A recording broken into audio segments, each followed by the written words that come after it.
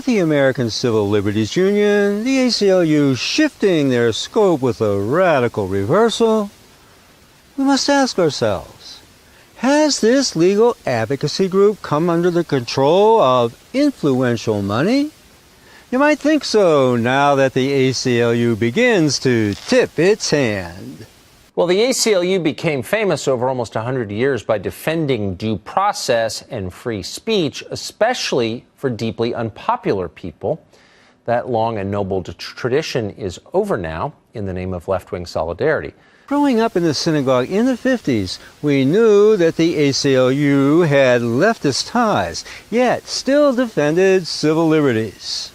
An elite group in New York, as Wikipedia puts it, gained control of the ACLU in the 50s. And, as Ted Cruz coins the phrase, with New York values shaping its policies. Is there a common thread here? The ACLU has been running an ad likening Brett Kavanaugh to Bill Cosby, even though they have literally nothing in common. Of course, Kavanaugh has not even been tried. Here it is. We've seen this before, denials from powerful men. I did not have sexual relations with that woman. I've never seen anything like this. I categorically and unequivocally deny the allegation against me by Dr. Ford. America is watching. And as we choose a lifetime seat on our highest court, integrity matters, and we cannot have any doubt. Senator Gardner opposed the confirmation of Judge Kavanaugh. Yet Kavanaugh, with a pristine professional record, is correlated with proven sexual predators. How low can the ACLU go? Faiz Shakir is the ACLU's national political director, and he joins us tonight. Mr. Shakir, thank you for coming on. Hi, Tucker. Thank you. This is a disgusting ad, obviously, but what's so distressing is that you ran it, because this is guilt by association, the very thing the ACLU nobly stood against during, for instance, the blacklist period.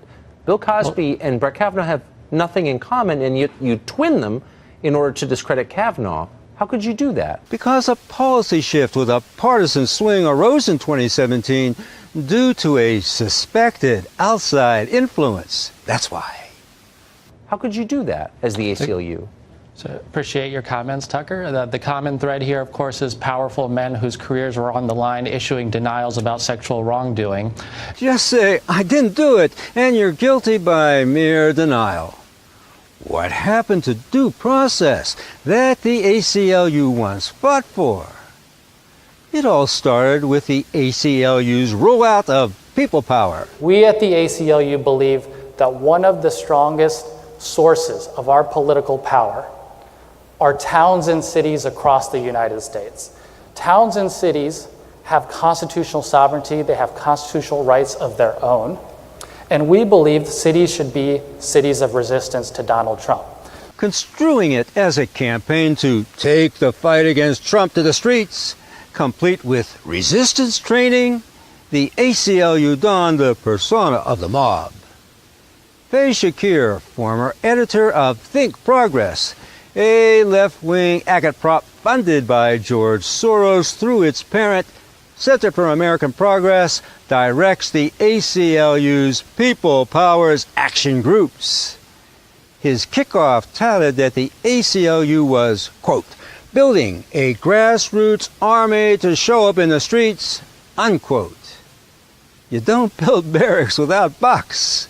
For according to the ACLU itself, George Soros's boots are all over the garrison, with at least $50 million awarded to the ACLU over the past 4 years through his Open Society foundations. Sounds like a hijack. His reaction to the ongoing Kavanaugh confirmation saga. President of the New York Civil Rights Coalition, former vice president of the ACLU, Michael Myers. You saw the ad we played last night, Michael. For what, since 1981 to 2005? You were a member, high-ranking member of the ACLU? I was on the national board of the American Civil Liberties Union. I was also a voting member most of those years on the ACLU National Executive Committee. What happened to your organization? The ACLU now is hijacked by the lunatic left. But hasn't the ACLU always been left? At least in attitude? Aren't its officers like Susan Herman?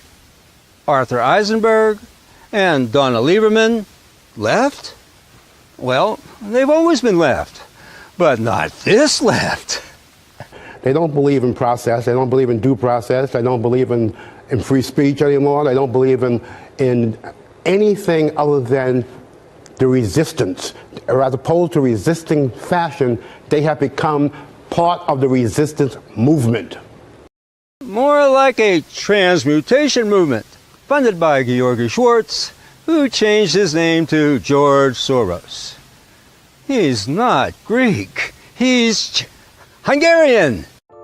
Trying to improve the world is more difficult than making money. You can only measure it if you have a strategy. He's very suspicious of conventional wisdom. I set up a foundation to promote this idea of an open society.